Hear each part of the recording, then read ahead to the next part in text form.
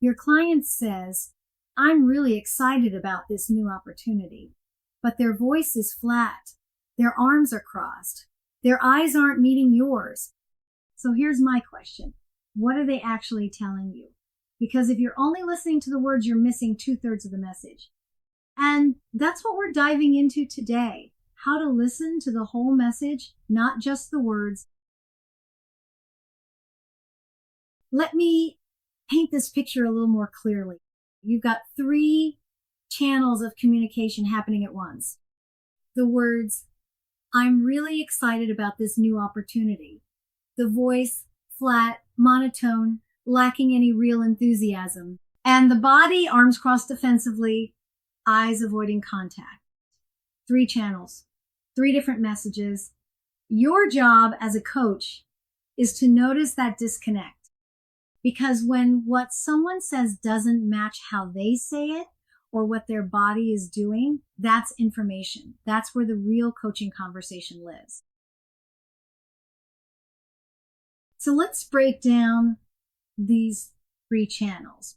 Words are the literal content, the vocabulary they choose, the phrases they use. Tone is how they deliver those words, the pace, the pitch, the volume, the energy behind them. And body language is everything their physical presence communicates, posture, gestures, facial expressions, where their eyes go. Now, here's what matters. These channels don't always align, and when they don't, that misalignment is valuable information. It tells you there's something happening beneath the surface worth exploring. ICF puts it this way. Marker 6.05 says we integrate the client's words, tone of voice, and body language to determine the full meaning of what the client is communicating. I want you to sit with that word, integrate. This isn't about choosing one channel over another. It's about weaving all 3 together, holding them simultaneously. Because when you can do that, when you can track what they're saying, how they're saying it, and what their body is doing all at once, you start to hear what's really being communicated. Not just the surface, the depth. Now, here's something really important, and I don't want you to miss this. When we talk about determining the full meaning, that's not for you to figure out. It's for the client. You're not there to decode their message and tell them what it means. You're there to help them hear what they're really communicating to themselves.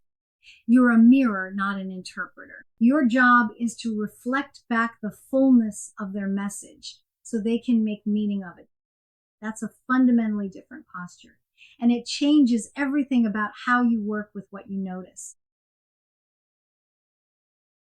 So what do you do when the channels conflict?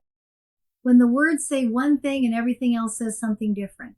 First, recognize that conflict is information. When words, tone, and body language don't align, that dissonance tells you something important is happening beneath the surface. Research shows that nonverbal communication frequently reveals what words try to hide.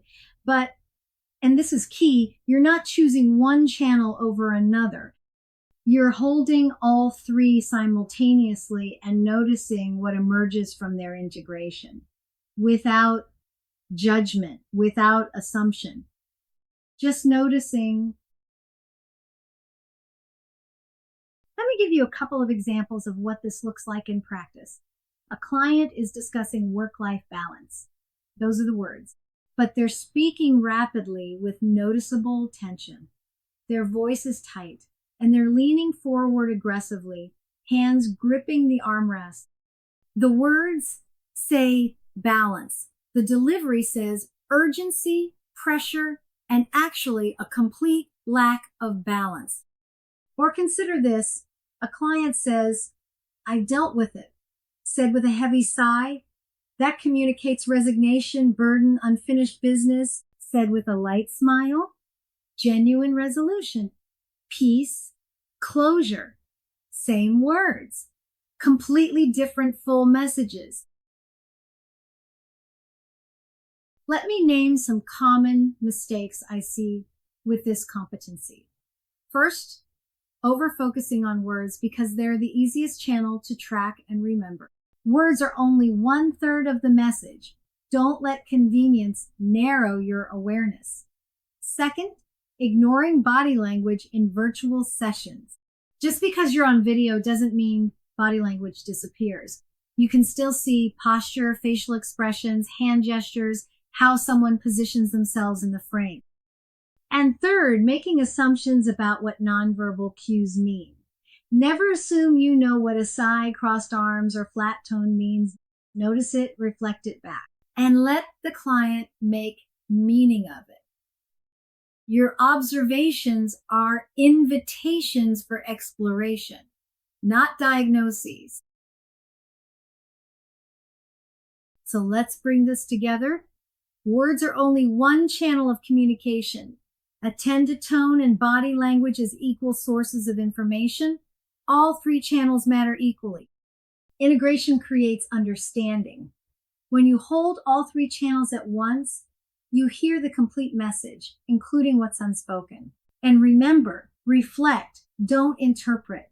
Your role is to help clients hear their own full message, not to decode it for them. Once you're tracking all three channels, there's a powerful skill that helps you stay connected with your client, matching and mirroring. But there's a line between connection and mockery. That's where we're headed next.